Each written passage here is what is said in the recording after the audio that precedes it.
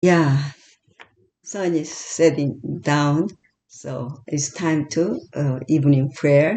I wrote the lesson study book. It has 13 lessons of the fourth quarter of 2024 for the adult Bible study students. The theme is the title is the theme in the Gospel of John. It has 13 lessons here that we already read. The lesson one. From now, the lesson two. At least I read it three times, three or uh, two times. But tomorrow I gonna go to the short trip to until 2 or 3 days.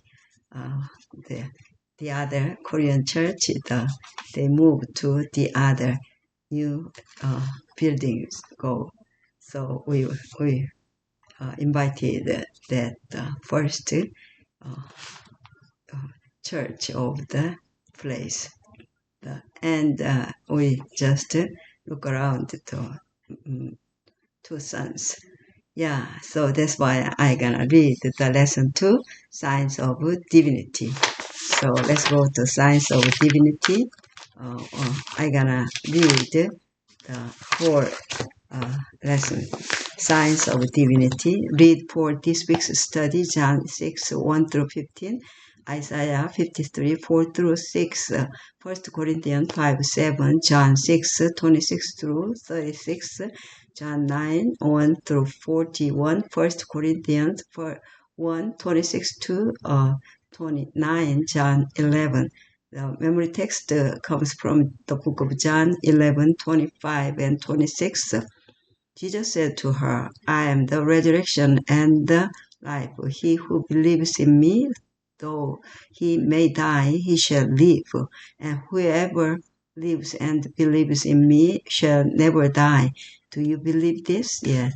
The Bible is clear that Jesus Christ is the eternal Son, one with the Father, underived and uncreated. Jesus is the one who created all that was made. John 1, 1 through 3. Thus, Jesus has always existed. There never was a time when he didn't exist. Though Jesus came to this world and took upon himself our humanity, he always kept his divinity. And at specific times, Jesus said and did things that revealed this divinity. This truth was important for John, which is why when recounting some of Jesus' miracles, John used them to point to Christ's divinity. Jesus not only said things that revealed his divinity, but backed up his words with works that manifested his divinity. This week's lesson looks at three of the greatest signs of Jesus' divinity. What is striking is that in every case, some people did not believe the miracle or perceive its significance. For some, it was a time of turning away from Jesus. For others, a time for deepening blindness, and for others, a time to plot Jesus' death, and for others, a time to believe that Jesus was the Messiah. There are Sunday part, the feeding of the 5,000. In John 6, 4 and 5, the apostle goes out of his way to state that the timing of the feeding of the 5,000 was near the Passover. The Passover was a commemoration of the deliverance of Israel from Egypt.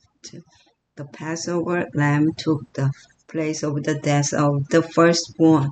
This sacrifice symbolized the death of Jesus in our behalf on the cross. The punishment that we deserved because of our sins fell down Jesus. Instead, Christ, our Passover, was indeed slain for us. 1 Corinthians 5:7. He bore the guilt of transgression and the hiding of his Father's face, until his heart was broken and his life crushed out. All this sacrifice was made that sinners might be redeemed. The Great Controversy, page 540 by Ellen G. White. Read John 6:1-14. What parallels can be found here between Jesus and Moses? That is, what did Jesus do here that should have reminded the people of the deliverance that their ancestors had received through the ministry of Moses? Numerous details of this story place Jesus in parallel to Moses in the Exodus. The time of the Passover, John 6:4, points to the great deliverance from Egypt. Jesus goes up on a mountain, John 6:3, as Moses went up Sinai. Jesus tests Philip, John 6:5 and 6, as the Israelites were tested in the wilderness. The multiplication of the laws, John 6:11, is reminiscent of the manna. The gathering of the leftover food, John 6:12, harks back to the Israelites gathering the manna. 12 baskets of leftovers are picked up, John 6:13, the same number as the 12 tribes of Israel, and the people comment that Jesus is the prophet coming into the world, John 6:14, parallel to the prophet like Moses predicted in Deuteronomy 18:15. All of this points to Jesus as the new Moses come to deliver his people. Thus, John is showing Jesus not only doing signs and wonders, but doing signs and wonders that, in their context, should have had a special meaning for the Jewish people. Jesus was pointing them, in essence, to his own divinity. Read Isaiah 53:4-6 and 1 Peter 2:24. What great truth to do this text teach about Jesus as the Lamb of God. How does his divinity tie into this truth, and why is this truth the most important truth we can ever know? And the second day of Monday, surely he is the prophet. Read John 6:14 and 15, 26-36. How did the people respond to his miracle, and how did Jesus use this to try to teach them who he was? The Judeans were expecting an earthly Messiah who would deliver them from the oppression of the Roman Empire. Two of the most difficult things encountered in war are feeding the troops and caring for the wounded and dead. By his miracles, Jesus showed that he could do both. But that's not why Jesus had come, and that wasn't the purpose of his miracle. Instead, the account of the feeding of the 5,000 provided the opportunity to illustrate that Jesus is the bread of life, that God himself came down from heaven. I am the bread of life, he said. He who comes to me shall never hunger. John 6:35. This is the first of the 7 I am statements in the Gospel of John, where I am is connected with some predict. Bread of life, John 6:35, light of the world. John 8:12, door. John 10:7 and 9, good shepherd. John 10:11-14, resurrection and the life. John 11:25, the way, the truth, and the life. John 14:6, true vine. John 15:1 and 5. Each of these points to an important truth about Jesus. The I am statements point back to Exodus 3, where God presents himself to Moses as the great I am. Compared with John 8:58, Jesus is that great I am, but the people missed all this. Their dissatisfied hearts curious why, if Jesus could perform so many wondrous works as they had witnessed, could he not give health, strength, and riches to all his people, free them from their oppressors, and exalt them to power and honor? The fact that he claimed to be the Son of God and yet refused to be Israel's king was a mystery which they could not fathom. His refusal was misinterpreted. Many concluded that he dared not assert his claims because he himself doubted as to the divine character of his mission.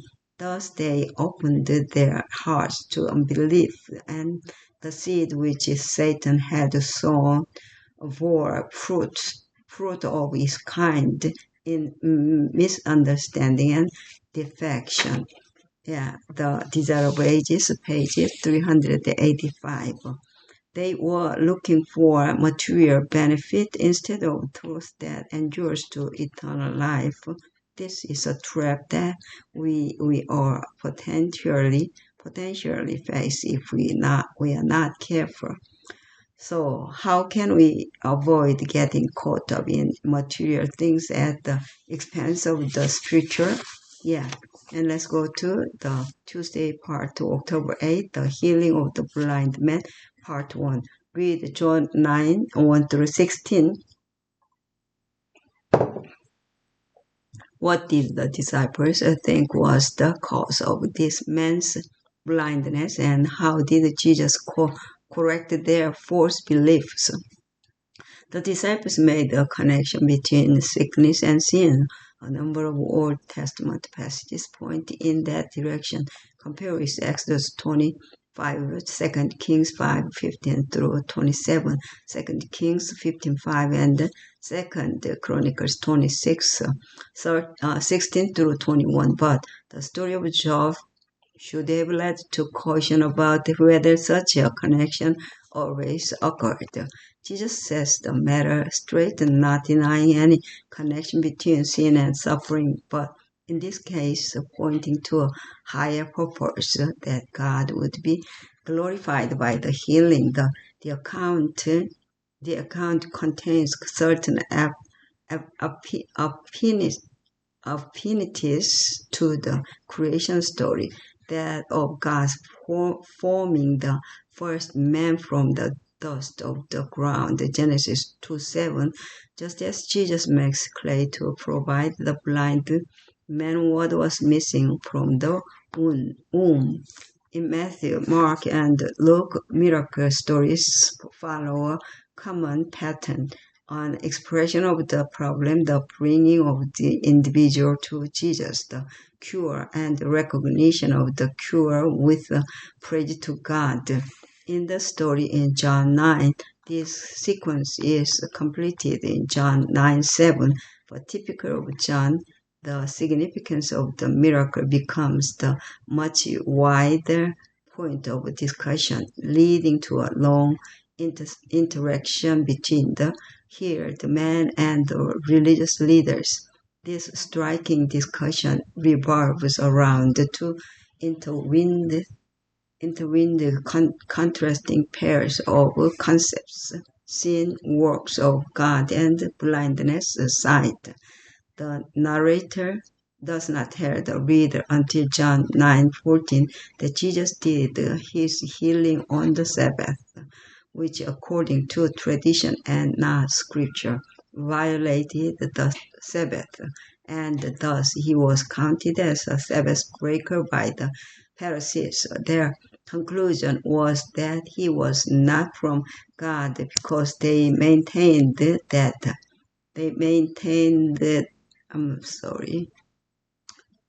he does not keep the Sabbath, but others found it troubling that a sinner could do such signs. John 9:16.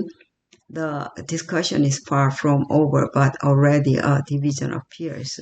The blind man is becoming more and more clear about who Jesus is, but the religious leaders are becoming more and more confused or blind as to his real identity. What should this story tell us about the dangers of being so blinded by our own beliefs and traditions that we can miss important truth right before our own eyes? Yeah.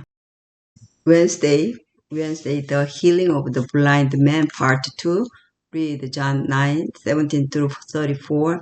What questions did the leaders ask and how did the blind man respond? This long section of John 9 is the only portion of John where Jesus is not the main actor on the stage, though he is certainly the subject of discussion, just as the question of sin started the story. John 9:2, the Pharisees think Jesus is a sinner because he healed on the Sabbath. John 9:16 and 24. And they will slander the healed man as born in utter sin. John 9:34. A curious reversal occurs. The blind man comes to see more and more, not just physically but spiritually, as he is growing in his appreciation for Jesus and believing more strongly in him. The Pharisees, in contrast, become more and more blind in their understanding, first being divided over Jesus, John 9:16, and then not knowing where he came from, John 9:29. Meanwhile, his recounting of this miracle gives John the opportunity to tell us who Jesus is. The theme of signs in John 9 intersects with several other themes in the Gospel. John reaffirms that Jesus is the light of the world. John 9:5 compared with John 8:12. The story also deals with Jesus' mysterious origin. Who is he? Where is he from? What is his mission? John 9:12-29 compared with John 1:14. The figure of Moses, who is referenced in previous miracle accounts, also appears in this chapter. John 9:28-29 compared with John 5:45-46 and John 6:32. Finally, there is the theme of the response of the crowd. Some love darkness rather than light, while others respond in faith. John 9:16-18, 35-41, compared with John 1:9-16, John 3:16-21, and John 6:60-71. So scary here is the spiritual blindness of the religious leaders. A once blind beggar can declare, since the world began, it has been unheard of that anyone opened the eyes of one who was born blind. If this man were not from God, he could do nothing. John 9:32-33. And yet the religious leaders, the spiritual guides of the nation, the ones who should have been the first to recognize Jesus and accept him as the Messiah, they, despite all the powerful evidence, cannot see it, or they don't really want to see it, or the powerful warning about how our hearts can deceive us. Read 1 Corinthians 1:26-29. How does what Paul writes in these verses fit with John's account above, and how does the same principle apply even now? And Thursday, the resurrection of Lazarus. John 11 is filled with sadness, the sad news of dear friend's illness. John 11:1-3. The weeping over his death, John 11:19, 31-33. the sisters lament that Lazarus would not have died if Jesus had been present. John 11:21-32, and Jesus' own tears. John 11:35. But Jesus had delayed 2 days before starting his journey to Lazarus. John 11:6, even indicating that he was glad that he had not gone earlier.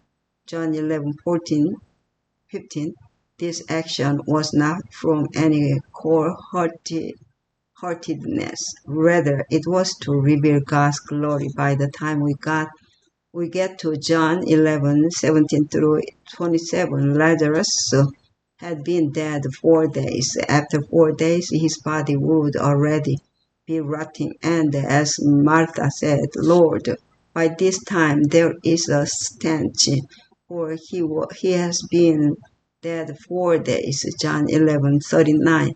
No doubt Jesus' delay only helped to make the miracle that followed even more astonishing to raise a rotting corpse.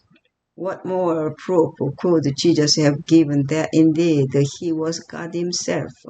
And as God, as the one who created life to begin with, Jesus had power over death.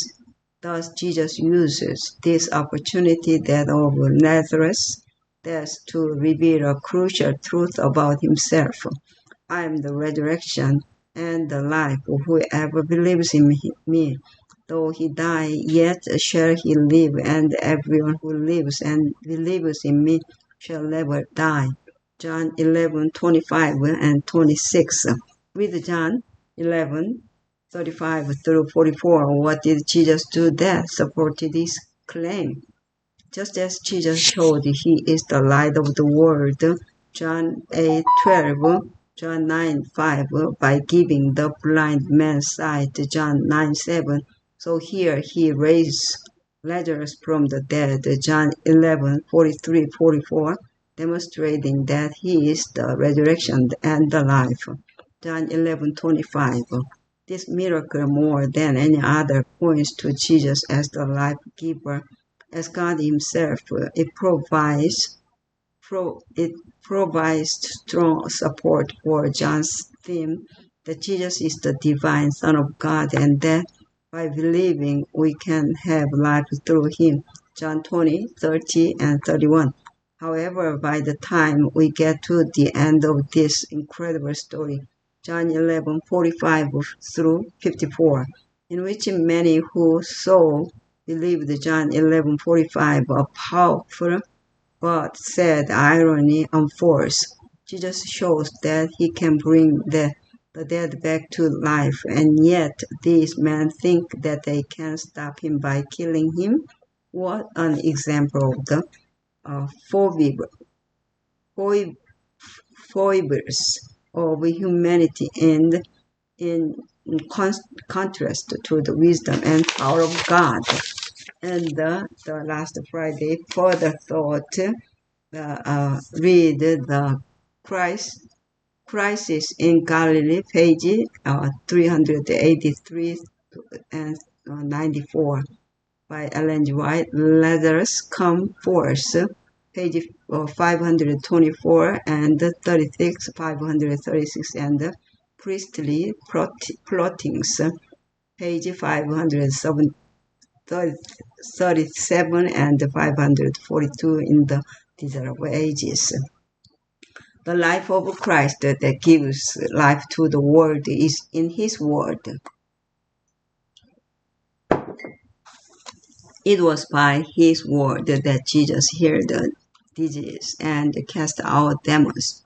By his word he stilled the sea and raised the dead, and the people bore witness that his word was with power. He spoke the word of God as he had spoken through all the prophets and the teachers of the Old Testament.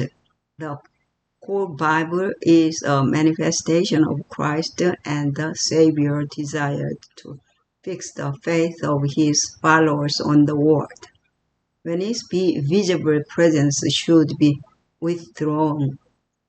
The word must be their source of power, like their master. They were to live by every word that proceeds out of the mouth of God. Matthew 4:4. As our physical life is sustained by food, so our spiritual life is sustained by the Word of God. And every soul is to receive life from God's Word for himself, as we must eat for ourselves in order to receive nourishment. So we must receive the Word for ourselves. We are not to obtain it merely through the medium of another's mind. We should carefully study the Bible, asking God for the aid of the Holy Spirit, that we may understand His Word. The Desire of Ages, pages 390. There are three discussion questions. The question number 1. This week we looked at Jesus feeding the 5,000, the healing of men blind from birth, and then raising Lazarus from the dead. In each case, Jesus provided powerful evidence for his divinity, yet these miracles, as amazing as they were, created a division. Some responded with faith, others with doubt.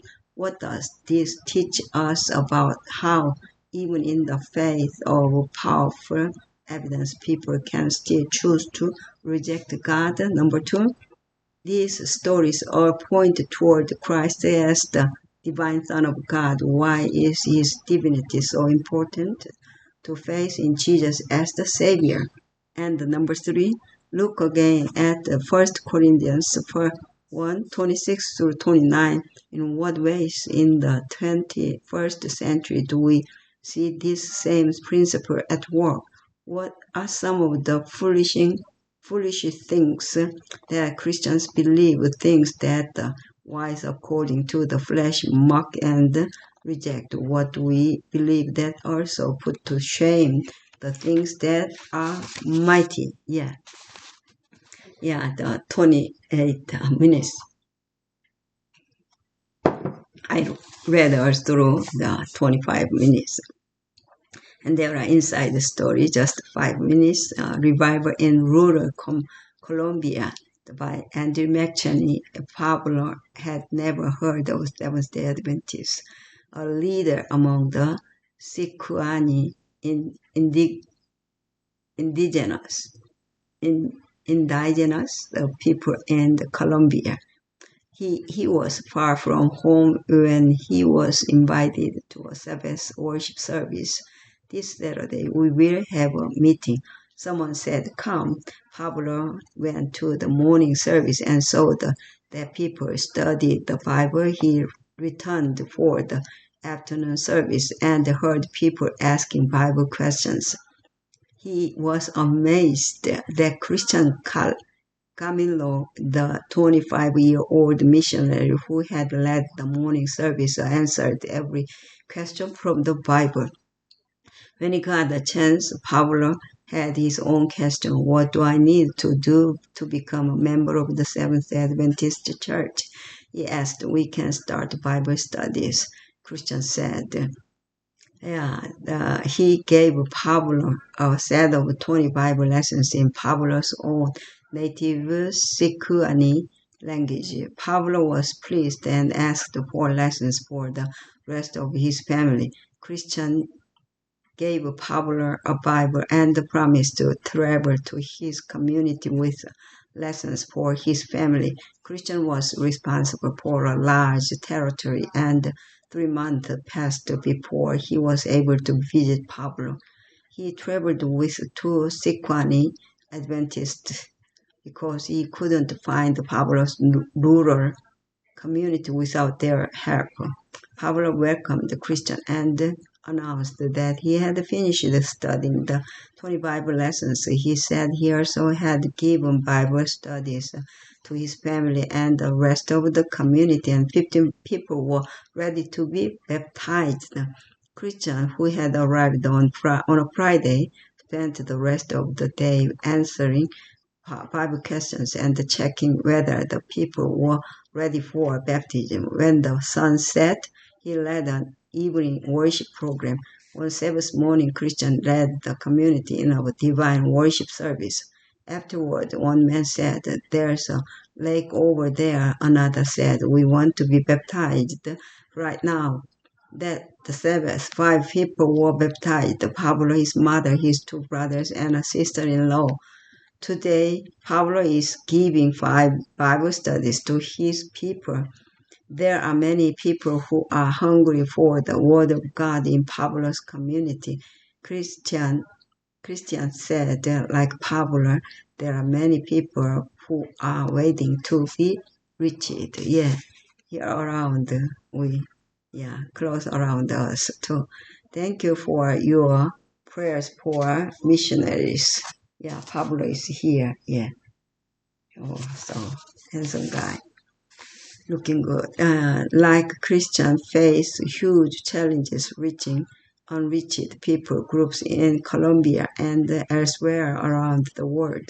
Learn about Adventist missions work to reach unreached people groups at bit.ly. Yeah, here the email. Yeah, address here.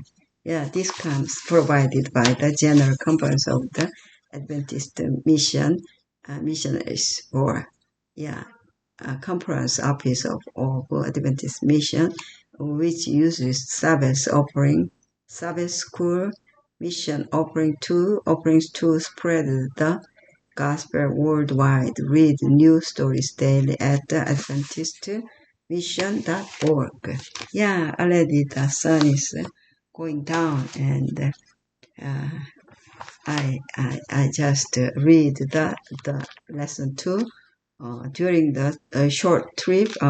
I wonder I gonna read this for the noontime or evening time, but when I back to home, I gonna keep going to read. So I already the lesson 2 study guide with. If I want to listen this study book, I gonna go to this my video clips. So let's pray.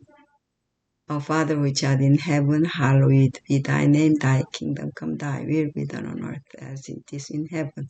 Give us this day our daily bread, and forgive us our debts as we forgive our debtors. And lead us not into temptation, but deliver us from evil. For thine is the kingdom and the power and the glory forever and ever. Amen.